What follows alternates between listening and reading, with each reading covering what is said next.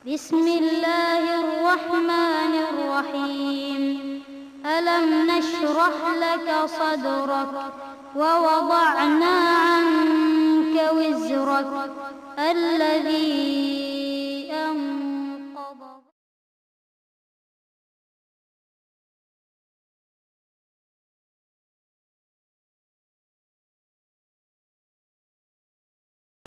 கண்ணியத்திற்குரிய சகோதரர்களே, நபிகள் நாயகம் ஸல்லல்லாஹு அலைஹி வஸல்லம் அவர்கள் மூலமாக அல்லாஹு தாலா இந்த இஸ்லாமிய மார்க்கத்தை நமக்கு தந்திருக்கின்றார்.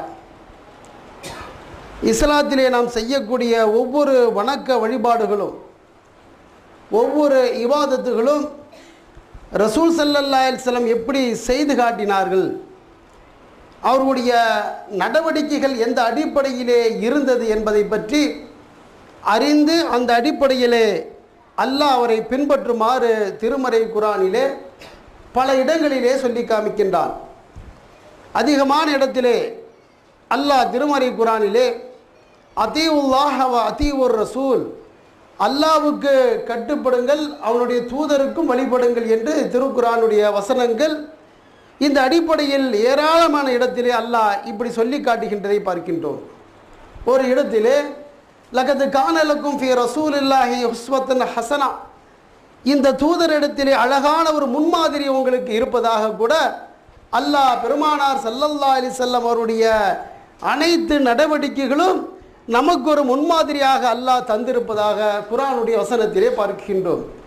அந்த அடிப்படையிலே தொழுகை, நோன்பு, ஹஜ்ஜு போன்ற காரியங்கள் எப்படி ரசூல் ஸல்லல்லாஹு அலைஹி வஸல்லம் அவர்கள் சொன்னார்கள் என்று கூர்ந்து ஆய்வு செய்து நாம் பின்பற்றுகின்றோமோ, அதே போல நபிகள் நாயகம் ஸல்லல்லாஹு அலைஹி வஸல்லம் இந்த இஸ்லாமிய பிரச்சாரத்தை மக்கள் மத்தியிலே செலுத்துகின்ற பொழுது, சொல்லுகின்ற பொழுது அவர் அந்த மக்களை எப்படி அணுகினார்கள், மக்களிடத்தில் எப்படி பழகினார்கள், அவர்களுக்கும் அந்த மக்களுக்கும் இருக்கக்கூடிய தொடர்புகள் எப்படி இருந்தது, எதிரிகளாக இருந்தவர்கள் கூட ஒரு காலகட்டத்தில் ரசூல் ஸல்லல்லாஹு அலைஹி வஸல்லம் அவர்கள் மீது உயிரையே கொடுக்கக்கூடிய அளவிற்கு அந்த பெருமானாருடைய ஒவ்வொரு நடவடிக்கைகளும் தன்னுடைய வாழ்க்கையினுடைய ஒரு அடிச்சுவடாக பின்பற்றுவதற்கு என்ன காரணம் என்பதை நாம் பார்க்கும் பொழுது நபிகள் நாயகம் ஸல்லல்லாஹு அலைஹி வஸல்லம் அவர்களுக்கு இருந்த அந்த இயற்கையான குணம்தான். பெருமானார் மக்களிடத்தே பழகுகின்ற பொழுது நளினமாக, மென்மையாக, இந்த அடிப்படையில் இயற்கையாகவே அல்லாஹ் அவருக்கு அந்த குணத்தை வைத்திருந்தான். அந்த அடிப்படையிலே மக்களிடத்திலே பழகினார்கள். பழகுவது மட்டுமல்லாமல் அல்லாஹ்வுடைய தூதர் சொல்லி காமிக்கின்றார்கள், அல்லாஹ் மென்மையானவன், நீங்கள் கரடு முரடாக உங்களுடைய இறைவனை நீங்கள் பார்க்காதீர்கள், உங்களுடைய இறைவனுடைய குணம் எப்படி இருக்குகின்றது தெரியுமா, மென்மையான குணத்தை உடையவன், நீங்கள் முரட்டுத்தனமாக ஒரு காரியத்தை சாதிப்பதை விட மென்மையாக சாதிப்பதற்கு நீங்கள் முயற்சி செய்யுங்கள் என்று நபிகள் நாயகம் ஸல்லல்லாஹு அலைஹி வஸல்லம் அவர்கள் அல்லாஹ்வுடைய அந்த அழகான குணத்தை கூட சொல்லி காட்டினார்கள். அல்லாஹ் கூட திருமறை குர்ஆனிலே ஒரு இடத்திலே சொல்கின்றான், என்னுடைய அடியார்கள் பூமியிலே நடக்கும் பொழுது பணிவாக நடப்பார்கள், மக்களிடத்திலே அன்பாக நடப்பார்கள், முரட்டுத்தனமாக அவருடைய நடவடிக்கைகள் இருக்காது, இபாதுர் ரஹ்மான், ரஹ்மானுடைய அடியார்கள் இப்படி இருப்பார்கள் என்று அல்லாஹு தாலா தன்னுடைய திருமறை குர்ஆனிலே தன்னுடைய அந்த ரஹ்மானுடைய அடியாருடைய குணத்தை அல்லாஹ் சிறப்பித்து சொல்லி காட்டுகின்றதை குர்ஆனுடைய பல இடங்களிலே பார்க்கின்றோம். அந்த அடிப்படையிலே என்னதான் ஒரு மனிதனுக்கு திறமை இருக்கலாம், அதிகாரம் இருக்கலாம், அந்தஸ்து இருக்கலாம், என்னதான் இருந்தாலும் கூட மக்களிடத்திலே பழகக்கூடிய அந்த மென்மையான போக்கு அவனிடத்திலே இல்லை என்றால் அந்த மக்களே அவனை விமர்சனம் செய்யக்கூடிய நிலைக்கு அவன் தள்ளப்படுகின்றதை பார்க்கின்றோம். இன்றைக்கு உலக ரீதியாக பாருங்கள், சில பேரை நாமே சொல்லுகின்றோம், ஆள் நல்ல மனுஷன்தான், நிறைய பேருக்கு தான தர்மத்தையெல்லாம் கொடுக்கக்கூடியவர் தான், ஆனால் மனுஷன்ட்டு பேச முடியாது, எடுக்கெடுத்தாலும் எரிஞ்சு எரிஞ்சு விழுகிறது என்று சில பேருடைய ஒரு சில நல்ல குணங்கள், அதிகமான குணங்கள் அவனிடத்தில் இருக்கும். ஆனால் மக்களிடத்திலே பழகும் பொழுது இந்த மென்மையான போக்கு, இந்த நளினம் இல்லாத ஒரு காரணத்தினால் அவ்வளவு நல்ல குணங்கள் எல்லாம் இருந்தாலும் கூட அந்த நல்ல பண்புகள் எல்லாம் அடிபட்டு போகுவதை உலக ரீதியாக நாம் பார்க்கின்றோம். அல்லாஹ் கூட பாருங்கள், இந்த ஏகத்துவத்தை ஏற்றுக்கொண்ட சகோதரர்கள் மக்களிடத்திலே பிரச்சாரம் பண்ணும் பொழுது, நீங்கள் எவ்வளவு வருடங்கள் ஆலிமாக படித்திருந்தாலும் சரி, அல்ல குரானை கரைத்து குடித்திருந்தாலும் சரி, ஹதீஸ்களுடைய அந்த வசனங்களை எல்லாம் படித்திருந்தாலும் கூட, உங்களுக்கு அறிவு உச்சகட்டத்திலே நீங்கள் இருந்தாலும் கூட, பிரச்சாரம் செய்யக்கூடியவரிடத்திலே நளினமான பண்பு முதலிலே இருக்க வேண்டும், மென்மையான போக்கு இருக்க வேண்டும். நாம் பிரச்சாரம் செய்கின்ற நேரத்தில் அந்த அறியாத மக்கள் கரடுமுரடாக நம்மிடத்திலே நடப்பார்கள். அவனுக்கு மார்க்கம் தெரியாது. அப்படி அவன் நடக்கும் பொழுது அவனை போன்ற நாமும் வீம்புக்கு அந்த தகாத வார்த்தைகளோ முரட்டுத்தனமாக நடந்தால், அந்த இடத்திலே நம்மோடு இருந்தவர்கள், நம்முடைய ஜமாத்தை சேர்ந்தவர்கள் சொல்லுவார்கள், அவன் தான் விவரங்கட்டத்தனமா பேசுறான், இவன் படிச்சவன், இவனுக்கு அறிவில்லையா, இவன் எப்படி நடந்திருக்கும் தெரியாதா என்று அந்த இடத்தில் நம்முடைய அந்த கௌரவம் பாழாகுவதை பார்க்கின்றோம். அல்லாஹ் பாருங்கள், 2 நபிமார்களை, யாரு மூசா அலைஹிஸ்ஸலாம் அவங்களையும் ஹாரூன் அலைஹிஸ்ஸலாம் 2 பேர்த்தையும் ஃபிரௌனிடத்திலே இஸ்லாத்தை எத்தி வைக்குமாறு அல்லாஹ் அனுப்பி வைக்கிறான். அல்லாஹ்வுக்கு தெளிவா தெரியும் இவன் வரமாட்டாங்கிறது அல்லாஹ்வுக்கு தெரியும். தெரிஞ்சாலும் கூட எவ்வளவு மோசமான ஒரு நபரிடத்திலே கூட இஸ்லாத்தை சொல்லும் பொழுது எந்த அணுகுமுறையை ஒருவன் கையாள வேண்டும் என்பதற்கு ஃபிரௌன் எந்த நிலையில் இருந்தான், ஆனா ரப்புக்கும் அலா, நான் தான் கடவுள்களுக்கெல்லாம் பெரிய கடவுள்னு சொல்லிட்டு உட்கார்ந்துட்டு இருந்தான். அவன்கிட்ட 2 நபிமார்களை அல்லாஹ் அனுப்பி வச்சான்.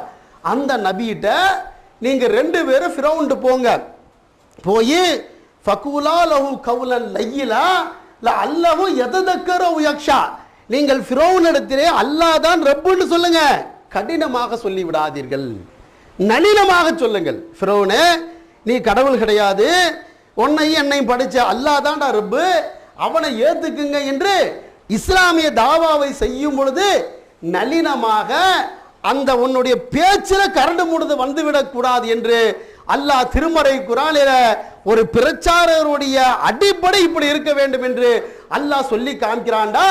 அப்ப நாம இந்த விஷயத்திலே ரொம்ப ரொம்ப ஜாக்கிரதையாக இருக்க வேண்டும். ஒரு பள்ளியினுடைய பொறுப்பாளிகள், ஒரு மாவட்டத்தினுடைய தலைவர்கள், மாவட்டத்தினுடைய செயலாளர், பொருளாளர்கள், ஒரு ஜமாத்தை நிர்வாகம் பண்ணக்கூடிய அவங்கள்ட்ட மக்களிடத்தில், சாதாரண மக்களிடத்தில் இருக்கக்கூடிய பொறுமையை விட பல மடங்கு இருக்க வேண்டும். இயற்கையாகவே அல்லாஹ் எல்லாத்தையும் ரொம்ப சபூரான மனுஷனாக அல்லாஹ் யாரையும் படைக்கல. அப்படி இருந்தாலும் இயற்கையாகவே எனக்கு ஒரு குணம் இருக்கும். ஆனால் ஒரு கொள்கையை தேர்ந்தெடுத்து விட்டால், ஒரு கொள்கையின் வழி நடத்தக்கூடிய பொறுப்பிலே நாம் அமர்ந்து விட்டால், அதையெல்லாம் தூக்கி வீசி எறிந்து விட்டு சகித்து கொள்ளக்கூடிய அந்த மனோபக்குவமும் மக்களிடத்திலே நளினமாக அன்பாக பழகக்கூடிய இந்த பண்பை முதலிலே நாம் வகுத்து கொள்ள வேண்டும். அல்லாஹ்வுடைய தூதருடைய இயற்கையான குணத்தையே அல்லாஹ் சொல்லி காமிக்கிறான். ஃபபிமா ரஹமத்தன் மினல்லாஹி லிந்தலஹும் வலவ் குந்தன் கலீலல் கல்ப், நபியே, அந்த அந்த மக்களிடத்திலே நீங்கள் பொறுமையாக நளினமாக நீங்க நடக்கிறீங்க. ஒரு கால் அந்த மக்களிடத்தில், எந்த மக்களிடத்துல நீங்க இஸ்லாத்துக்கு வரணுங்கிறதுக்காக நீங்களே கஷ்டப்பட்டு அடி வாங்கி உத வாங்கி இவ்வளவு தியாகம் பண்றீங்களா இல்லையா, அந்த மக்களிடத்திலே நீங்கள் கரடு முரடாக முரட்டுத்தனமாக நீங்கள் நடந்திருப்பீர்களானால் அவர்கள் இந்த மார்க்கத்தை விட்டு விரண்டு ஓடி விடுவார்கள் என்று அல்லாஹ் திருமறை குர்ஆனிலே சொல்லி காமிக்கிறான். அந்த பெருமானாருடைய குணத்தை சொல்றான். இவர் ரொம்ப மென்மையானவர், அல்லாஹ்வே சான்றிதழ தர்றா அப்படி சொல்லிட்டு, ஒரு கால் நீங்க முரட்டுத்தனமா நடந்துட்டீங்கன்னா இந்த மார்க்கத்தை விட்டு அவன் போகி விடுவான் என்று நபிகள் நாயகம் ஸல்லல்லாஹு அலைஹி வஸல்லம் அவங்களுக்கு அல்லாஹ் சொல்லி காமிக்கிறான்டா. அப்ப அந்த ரசூலை பின்பற்றக்கூடிய, அந்த ரசூல் அடிப்படையில் எல்லா வணக்க வழிபாடுகளையும் நாம பின்பற்றக்கூடிய, நடந்து செயல்படக்கூடிய ஒரு பொறுப்பாளிகள், ஒரு தௌஹீத் தலையிலிருந்து கால் வரைக்கும், அதுக்கு தலைவர் மட்டுமே இப்படி இருக்குன்னு சொல்ல முடியாது. இந்த ஜமாத்தினுடைய கடைசி நிலையில் இருக்கக்கூடிய கொள்கை சகோதரன் கூட இந்த கொள்கையை பிற அமைப்பை சேர்ந்த, பிற மதகபை சேர்ந்த அவங்கள்ட்ட எடுத்து சொல்லும் பொழுது அவன் விதண்டாவாதம் தான் பண்ணுவான். வேணும் வேண்டுன்னு கிறுக்குத்தனமா கேள்வி கேட்கத்தான் செய்வான். அவன் காலம் முழுசு ஒரு கொள்கையில் இருந்துக்கிட்டு நீங்க போய் இதெல்லாம் கூடாது, இது நரகத்திற்கு செல்லக்கூடியதுன்னா அவனுக்கு டென்ஷன் வரத்தான் செய்யும். அப்படி இருக்கும் பொழுது நம்முடைய நளினத்தை நாம் கைவிட்டு விடக்கூடாது, நம்முடைய பொறுமையை நாம் கைவிட்டு விடக்கூடாது. அப்படி கைவிட்டுட்டோம்னா இந்த கொள்கையில நாம் பக்குவப்பட்டதில் எந்த ஒரு அர்த்தமும் கிடையாது. இன்னைக்கு பல ஊர்களிலே பல பிரச்சனைகள், பல அமைப்புகளிலே பிரச்சனைகள் வருவதற்கு என்ன, ஒரு கீழே இருக்கும்போது மட்டும் அவனுக்கு ஒரு கௌரவம் வராது, ஒரு பிரஸ்டீஜ் வராது. அவன் படிப்படியாக ஒரு நல்ல நிலைக்கு வந்து ஒரு பதவியில் வந்துட்டான்டா, கீழே இருக்கக்கூடியவன் எல்லாத்தையும் மதிக்காத ஒரு நிலைக்கு தள்ளப்படக்கூடியதை பார்க்கின்றோம். இன்றைக்கு சமுதாயத்தில் இருக்கக்கூடியதை பார்க்கிறோம். அதுக்கு அல்லாஹ் என்ன செய்யறான்?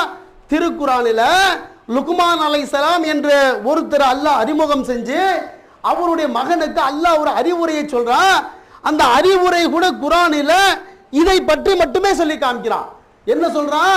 அந்த லுக்மான் தன்னுடைய மகனிடத்திலே சொன்னார்கள், அருமை மகனே, நீ மக்களிடத்திலே பழகும் பொழுது பெருமை கொண்டு உன்னுடைய முகத்தை திருப்பிக் கொள்ளாதே. தன்னுடைய மகனுக்கு அறிவுரை சொல்றத அல்லாஹ் இது ஒவ்வொரு குடும்பத்திலேயும் பெத்த தகப்பன் தன்னுடைய குழந்தையை வளர்த்தக்கூடிய அந்த நேரத்தில் குழந்தைக்கு சொல்லக்கூடிய முக்கியமான ஒரு அறிவுரை என்ன? லுக்மான் தன்னுடைய மகனுக்கு சொன்னார். என்ன சொன்னாங்க?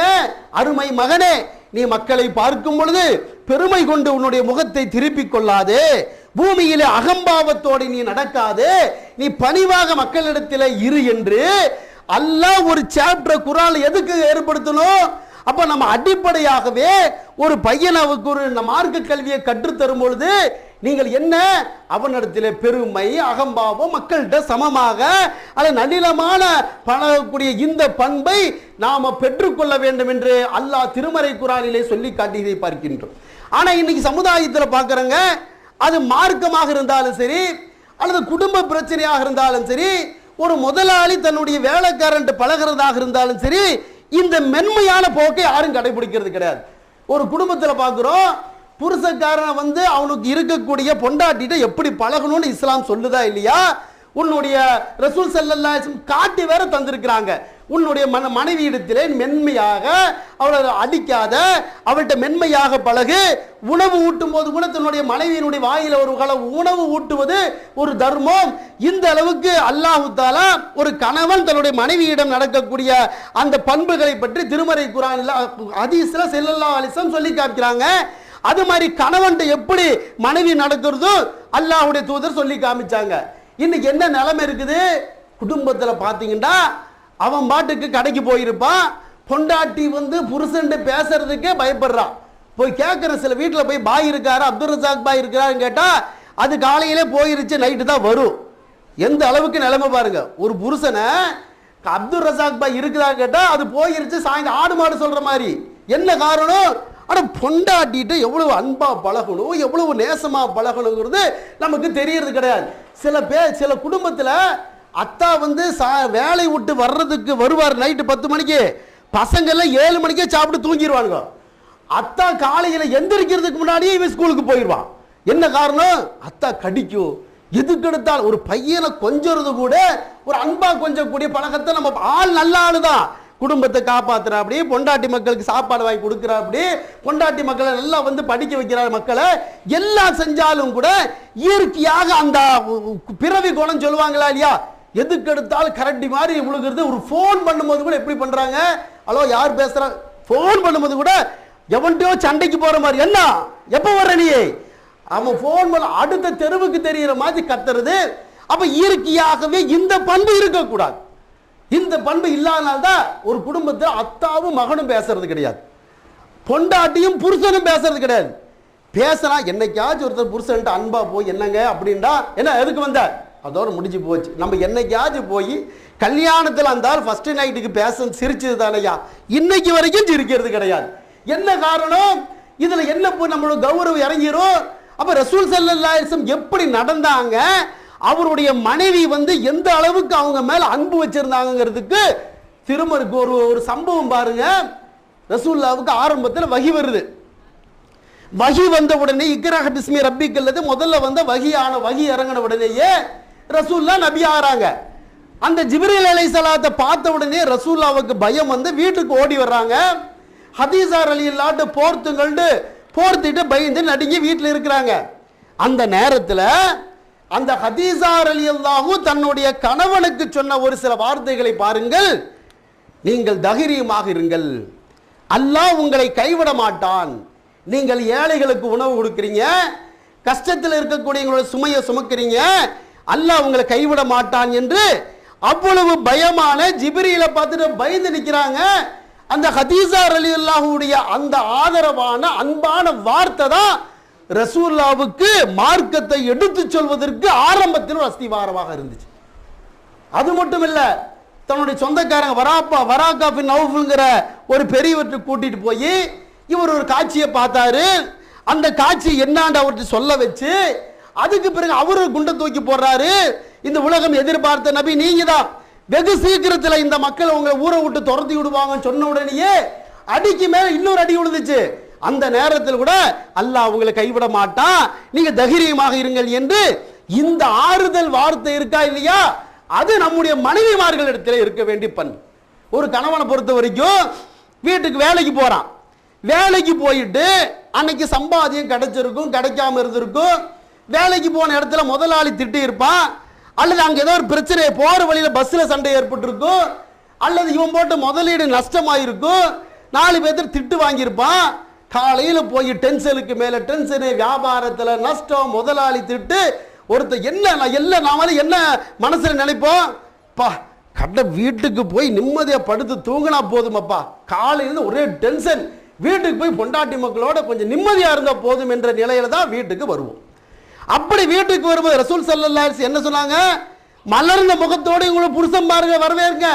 அவன் என்ன பிரச்சனையில வந்திருக்கிறானோ, என்ன கஷ்டத்தை அனுபவிச்சிருக்கானோ, வியாபாரம் கிடைச்சதா இல்லையா, அந்த நேரத்தில் வீட்டுக்கு வரும் பொழுது நீங்க ஒரு சில வார்த்தைகள் அதையெல்லாம் கேட்காம பிரச்சனைகளை கிளப்பாம விடுங்க போனா போது நாளைக்கு பார்த்துக்கலான்னு உங்களுடைய அந்த ஆறுதல் வார்த்தை இருக்கா இல்லையா.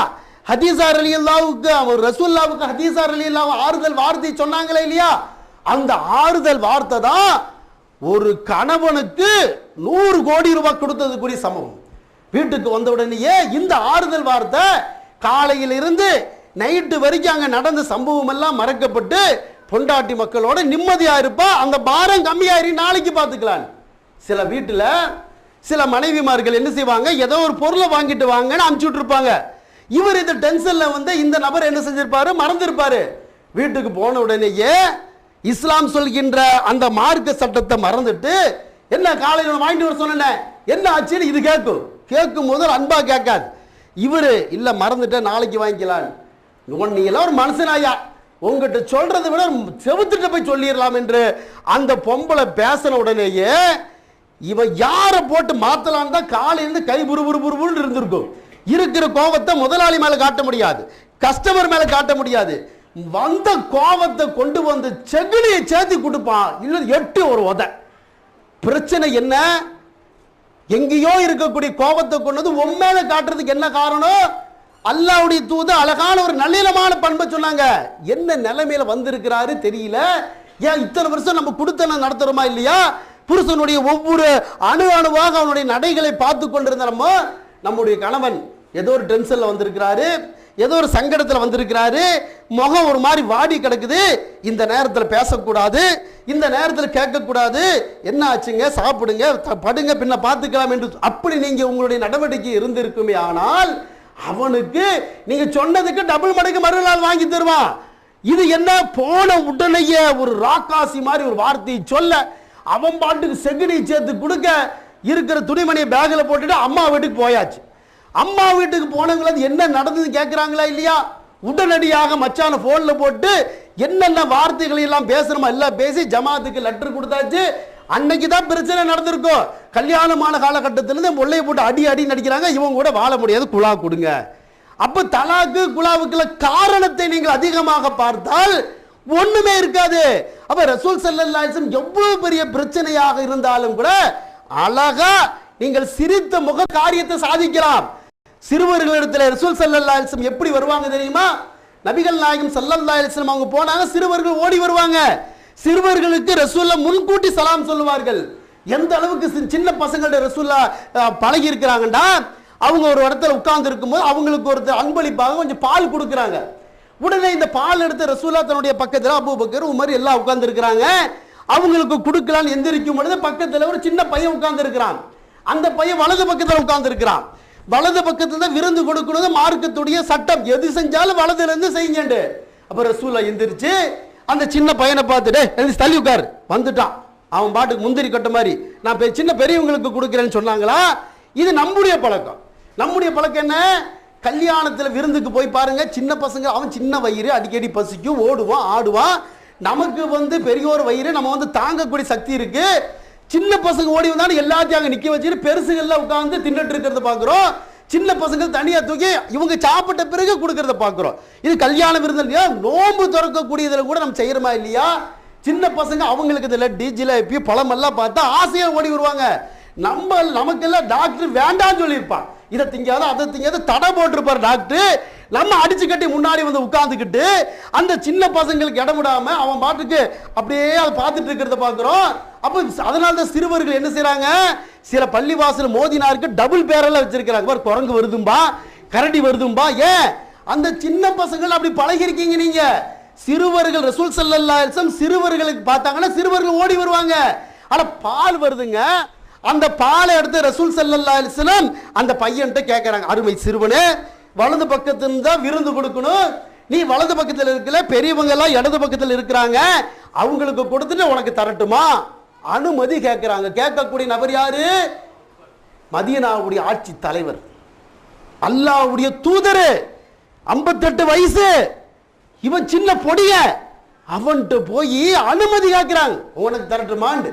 அவன் என்ன சொல்றான், அல்லாஹ்வின் தூதரே, நமக்கு பாலை கொடுன்னு வாங்கி குடிச்சு பிறகு அபூபக்கர் கொடுங்கோண்டு அவன் பாலை வாங்கி குடிச்ச சம்பவத்தை பார்க்கிறோம். அப்ப ரசூல் ஸல்லல்லாஹு அலைஹி வஸல்லம் சிறுவர்களிடத்துல எவ்வளவு அன்பாக நளினமாக இன்னைக்கு நம்ம நடக்கிறோமா இல்லையா? நம்மள்ட்ட அந்த பண்பு கிடையாது. ஒரு சின்ன பையன் ரோட்ல போறான்னு வச்சுங்க, அவன்கிட்ட நீங்க அழகா கூப்பிட்டு, தம்பி அந்த கடைக்கு போனீங்கன்னா அந்த பாயை மட்டும் கொஞ்சம் வர சொல்லிட்டு போயிருப்பா, உங்களால் நடக்க முடியாது, பாயை மட்டும் கொஞ்சம் வர சொல்லிட்டு போயிருக்கன்னு அப்படின்னு சொல்லி பார்த்தீங்கன்னா சரிங்க நான் சொல்லி போட்டு போவான். இல்லாட்டி ஆனால் நான் இப்படி போறேன்னா அப்படின்னு ஒரு மரியாதை சொல்லிட்டு போறது பார்க்கணும். அதே நேரத்தில் உங்க சொந்தக்கார பையனா இருக்கட்டும், டே அங்கே போகும்போது பாய் வர சொல்லிட்டு போகலாம், பார்த்து இப்போ போய் வேலையை பார்த்துன்னு சொல்லி போட்டு அவன் பாட்டு போவான். இல்லாட்டி பாயை கூப்பிட்றதுக்கு பாயம்மாவை கூப்பிட்டு போட்டு போயிட்டு பிரச்சனை பண்ணி விட்டு போட்டு போயிடும். இப்போ என்னன்னா ஒரு சிறுவர்களாக இருந்தாலும் கூட அவர்களிடத்தில் நம்முடைய பண்பாடு. ஏன் இன்னைக்கு சின்னவங்க நாளைக்கு பெரியவங்க. அந்த சின்ன பையன்க என்ன சொல்லுவாங்க, நம்ம ஜமாத்திலே சில பேர்த்து தலைவர் சூப்பருங்க இருந்தா அதுக்காக மற்ற நிறுவனம் கோச்சுக்க கூடாது. உதாரணத்துக்கு இவர் பரவாயில்ல நல்லா இருக்காரு, அது மனுஷனே கிடையாது, அவன் எவன்ட்டு போய் பேசுவான். இன்னைக்கு இருக்கா இல்லையா? என்ன காரணம்டா, நம்முடைய அணுகுமுறை, நம்முடைய குணம், நம்முடைய நளினமான பண்பு இல்லைண்டா பொண்டாட்டி மதிக்க மாட்டா, பிள்ளைய மதிக்க மாட்டாங்க, ஜமாத்தும் மதிக்காது. உனக்கு காசு இருந்து என்ன புண்ணியம், உனக்கு நல்ல படிப்பு இருந்து என்ன புண்ணியம், வசதி இருந்து என்ன புண்ணியம், பதவி இருந்து என்ன புண்ணியம்? நம்முடைய அந்த இலகுவான மென்மையான இந்த பண்பு நம்மிடத்தில் வேண்டும். நபிகள் நாயகம் ஸல்லல்லாஹு அலைஹி வஸல்லம் குணத்தை பார்த்து இஸ்லாத்துக்கு வந்தாங்களா இல்லையா? ரசூல்லா பிரச்சாரம் பண்ணி வந்தாங்க. ரசூல்லாவுடைய குணம், அவங்க மக்கள்கிட்ட நடக்கக்கூடிய நடவடிக்கை, இதை பார்த்து நிறைய பேர் வர்றாங்க. அபு சுமாமாங்கிற ஒரு கைதிங்க ஒரு போர்க்களத்தில் பிடிச்சிட்டு வர்றாங்க மதீனால. அல்லாஹ்வின் தூதரே, இவங்களை என்ன செய்யறது, இந்த தூண்ல கட்டி போடுங்கிறாங்க. அந்த நபரை கொண்டு போய் தூண்ல கட்டி போட்டாச்சு. இது பெரிய சம்பவம். ரசூல் ஸல்லல்லாஹு அலைஹி வஸல்லம் அந்த அபு சுமாமா யாரு, மக்காவுடைய காஃபிர்களுக்கு இந்த கோதுமையை விநியோகம் செய்யக்கூடிய பெரிய கோடீஸ்வரன், நமக்கு இஸ்லாத்துக்கு எதிராக வேலை செஞ்ச நபரு. அவரை பிடிச்சி கட்டி போட்டாச்சு. ரசூல்ல என்ன செய்யறாங்க, ஃபர்ஸ்ட் நாள் வர்றாங்க, உன்னை என்ன செய்யலான்னு கேட்கிறாங்க. அவர் என்ன சொல்றாரு தெரியுமா, அபு சுமாமா, நான் மரண தண்டனைக்கான கைதி தான், என்னை கொல்றதுக்கு சரியான ஆள் நான் தான், அதுக்கு எந்த மாற்று கருத்தும் கிடையாது, என்னை மன்னிச்சு விட்டுட்டீங்கன்னா நான் ஒரு நல்லவனா நான் ஒரு நன்றி உள்ளவனாக இருப்பேன்னு சொல்றார். ஒன்னு ரசூல்லா சொல்லல, அவர் பாட்டுக்கு போறாரு மதீனால, அந்த பள்ளியில மக்களுக்கு அவர் பாட்டுக்கு பிரச்சாரம் பண்றாரு, மக்களோட பழகுறாரு. 2வது நாள் வர்றாரு, அதே கேள்வி அதே பதில். 3வது நாள் வர்றாரு, அதே கேள்வி அதே பதில். அப்ப சகாபாக்கள் கேட்கிறாங்க, அல்லாஹ்வின் தூதரை இவனை என்ன செய்யறது, அவுத்து விட்டுருங்கிறாங்க. சகாபாக்களுக்கு ஆச்சரியம், இது மரண தண்டனை எனக்கு கொடுங்க, அதுக்கு நான் தகுதியானவனு இன்னொருத்தர் சாட்சி சொல்லல, அவரே சொல்றார், அவரே ஒப்புதல் வாக்கு மூலம் கொடுக்கிறாரு, நான் குற்றவாளி தான், நான் செஞ்ச, எனக்கு கொடுக்கிறதுக்கு தகுதி இருக்கு. அப்ப நபிகள் நாயகம் ஸல்லல்லாஹு அவுத்து விடுன்னு சொன்னோடனே சகாபாக்கள் எதிர் பேச்சு பேசல, அவுத்து விட்டாச்சு. அவர் வாட்டுக்கு போறாரு, மதீனாவுக்கு பக்கத்தில் ஒரு குளத்துல குளிச்சுட்டு திரும்பி நேர பள்ளிவாசலுக்கு வர்றாரு. ரசூல்லா உட்கார்ந்துருக்காங்க. ரசூல்லாவுடைய கையை பிடிச்சி அவர்கிட்ட என்ன ஒரு 3 வார்த்தையை சொல்றாங்க, இந்த உலகத்திலேயே வைத்து நான் வெறுத்த ஒரு ஊர் இந்த மதீனா, உலகத்திலேயே நான் வெறுத்த ரொம்ப வெறுப்பிற்குரிய ஒரு மார்க்கம் இஸ்லாமிய மார்க்கம், உலகத்திலேயே ஒருத்தருடைய முகம் எனக்கு பிடிக்காதுண்டா உங்களுடைய முகமாகத்தான் இருந்துச்சு. இன்னைக்கு என் உயிருக்கு மேலாக இந்த மார்க்கத்தையும் உங்களையும் நான் நேசிக்கிறேன். அவர் இஸ்லாத்தை ஏத்துக்கிறார். இந்த 3 நாள் ரசூல்லா இஸ்லாத்தை சொல்லல, அல்லாஹ்வை பத்தி சொல்லல, ஏகத்துவத்தை சொல்லல, மார்க்க வரம்புகளை சொல்லல. 3 நாள் பார்க்கிறாரு. பள்ளிவாசலுக்கு இவர் கட்டி போட்டு ஒரு தூண்ல நிக்கிறாரு. பள்ளிவாசலுக்கு வர்றாரு, மக்கள்கிட்ட பழகிறாரு, மக்களுக்கு இபாதத்தை சொல்றாரு, போறாரு. என்னடா இது, இந்த முகமதுங்கிற பெரிய தலைவர், நம்ம நாட்டில் இருக்கக்கூடிய தலைவன் எல்லாம் வர்றான்னு எந்திரிச்சு மரியாதை செய்கிறோம், தலை குனிகிறோம், காலில் விழுகிறோம். அந்த அளவுக்கு இவர் ஒரு கற்பனையில் வந்து உட்கார்ந்து இருக்கிறாரு. இவரை பார்த்தா மக்களோடு மக்களாக பழகிறாரு. தான் அந்த முகமதை பற்றி இவர் என்ன கற்பனையில நினைச்சிட்டு வந்தாரோ எல்லாம் ஏருக்கு மாறாக இருக்குது. அவருக்கு மார்க்கத்தையும் சொல்லல. 3 நாள் பார்த்துட்டு ஒரு மிகப்பெரிய ஒரு அயோக்கியன், மக்கத்து காஃபியர்களுக்கு உணவுப் பொருட்களை கொடுக்கக்கூடிய ஒரு ஆள் இஸ்லாத்துக்கு வருவதற்கு என்ன காரணம்? ரசூலுல்லாஹ்வுடைய அணுகுமுறை, மென்மையான போக்கு, சகாபாக்கள்கிட்ட நடந்து கொண்ட அந்த இலகுவான பண்பு தான். அந்த பண்பு நம்முடைய பொறுப்பாளிகளிட்டே வர வேண்டும். சும்மா லகது காணலுக்கும் ஃபீ ரசூலில்லாஹி உஸ்வத்துன் ஹஸனா, இந்த தூதரிடத்தில் அழகான முன்மாதிரி இருக்குன்னு சொன்னா பத்தாது. என்னுடைய கொள்கை குர்ஆனும் ஹதீஸ், அல்லாஹ்வும் அல்லாஹ்வுடைய தூதருடைய வழிமுறைன்னு சொன்னா பத்தாது. நடைமுறையில நாம் சாதித்து காட்ட வேண்டும். அதை நம்முடைய நடைமுறை பழக்கத்தில் வெளிப்படுத்தணும். ரசூலுல்லாஹ்வுடைய அந்த ஹதீஸ் உங்களுடைய வாழ்க்கையில நீங்கள் பொறுப்பாளிகளாக இருக்கும் பொழுது அதை அப்படி பிரதிபலிச்சுண்டா இன்னைக்கெல்லாம் இஸ்லாத்துக்கு கூட்டம் கூட்டமாக வருவாங்க. இந்த அபு சுமாமா அவங்க போறாங்க, மக்காவுக்கு போறாங்க. மக்கத்து காஃபிர்கள் கேட்கிறாங்க, அபு சுமாமாவே முகமதுன்னு விட்டுட்டாராண்டு. என்ன பதில் வருது? அபு சுமாமா மக்கா காஃபிர்களை பத்தி சொன்னாங்க தெரியுமா? இனிமேற்கொண்டு உங்களுடைய ஊர்களுக்கு ஒரே ஒரு மணி கோதுமை வருவதாக இருந்தாலும் கூட அல்லாஹ்வுடைய தூதருடைய அனுமதி இல்லாமல் அனுப்ப மாட்டேன். என்ன ஒரு 3 நாள்ல ஏற்பட்ட சம்பவத்தை பாரு. 3 நாள்ல ஒரு மனிதனுடைய மனசு எப்படி மாறிச்சு? என்ன காரணம்டா, அந்த மக்களிடத்திலே பழகக்கூடிய நளினமான அந்த பண்பு தான். அல்லாஹ் இதைத்தான் விரும்புறான்.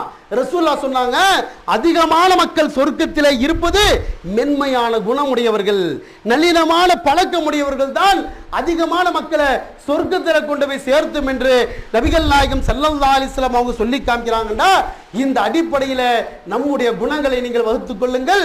நீங்க சில பேர் நல்ல பொறுப்பாளிகளாக, திறமையான பொறுப்பாளிகளாக இருப்பீங்க, ஃபீல்டு ஒர்க்கராக இருப்பீங்க, ராத்திரியும் போலும் கஷ்டப்படக்கூடியவங்களாக இருப்பீங்க, நல்ல மார்க்கத்தை சொல்லக்கூடிய அறிவு ஞானியாக இருப்பாங்க, நல்ல மக்களுக்கு தர்மத்தை செய்யக்கூடியவங்களாக இருப்பீங்க. இருந்தாலும் கூட இந்த போக்கு, இந்த பண்பு நம்ம நளினம் நம்மள்ட்ட இல்லைண்டா நம்மளுடைய அந்த குணமெல்லாம் அடிபட்டு போகக்கூடிய, நம்மை விமர்சனம் செய்யக்கூடிய நிலைக்கு நாம் தள்ளப்பட்டு விடுவோம் என்பதை கருத்திலே கொண்டு இந்த மென்மையான நளினமான அந்த பண்பை நம்ம வளர்த்திக்கணும். இயற்கையாகவே நம்மள்கிட்ட பிறக்கும் பொழுது ஒரு குணம் இருக்குமா இல்லையா? அவனுடைய அத்தா மாதிரியே வளர்றான், அம்மா மாதிரியே வளர்றான், இருக்கத்தான் செய்யும். குர்ஆன் ஹதீஸை பின்பற்றி விட்டால் அதையெல்லாம் அல்லாஹ்வுக்காக தூக்கி எறிந்துவிட்டு நம்முடைய குணங்களையும் நம்முடைய நடவடிக்கைகளையும் மாற்றிக்கொள்ள வேண்டும். அதைத்தான் அல்லாஹ்வுடைய தூதர் நற்குணமுடையவர்களாக நீங்கள் நடங்கள் என்று நபிகள் நாயகம் ஸல்லல்லாஹு அலைஹி வஸல்லம் அவங்க சொல்லி காமித்தாங்க. அந்த நற்குணமுடைய மக்களாக வாழ்வதற்கு அல்லாஹ் நாம் அனைவருக்கும் அருள் புரிவானாக என்று கேட்டுக்கொள்கின்றேன். வாஹிரு தாவானா அல்ஹம்துலில்லாஹி ரப்பில் ஆலமீன்.